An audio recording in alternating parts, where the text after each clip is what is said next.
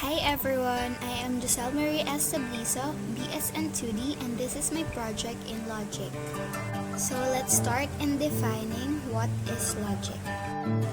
Logic comes from the Greek word logos, meaning word or discourse. Logos has different meanings.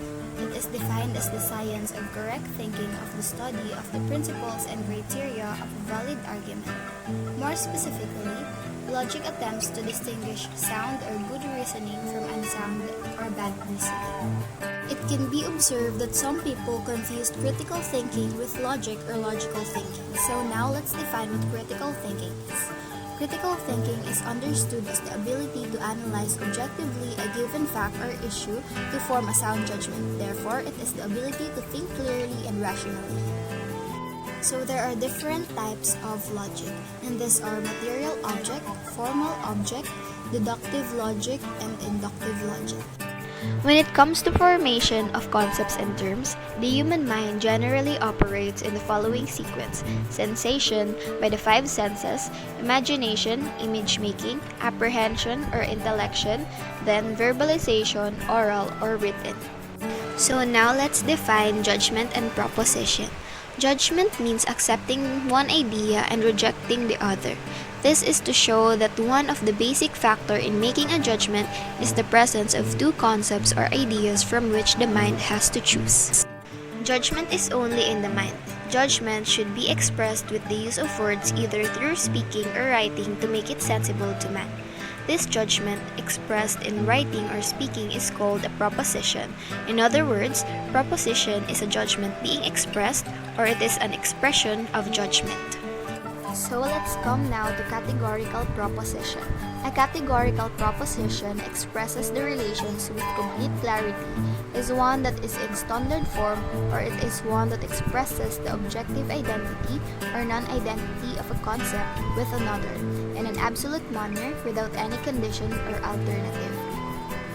A categorical proposition is in standard if and only when it is a substitution instance of one of the following forms: all S are P, no S are P, some S are P, some S are not P. So now let's define reasoning, immediate inference, and square opposition. Reasoning is cognitive capacity to understand complex reality. It is the faculty that makes the human being peculiar to the rest of the creatures of the world. There are two types of reasoning, deductive and inductive.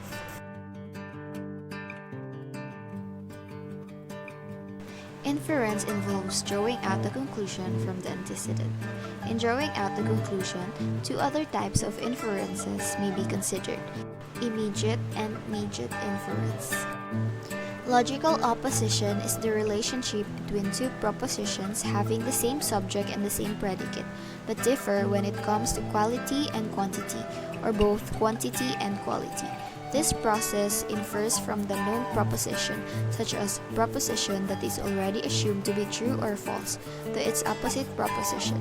Hence, this is called oppositional inference.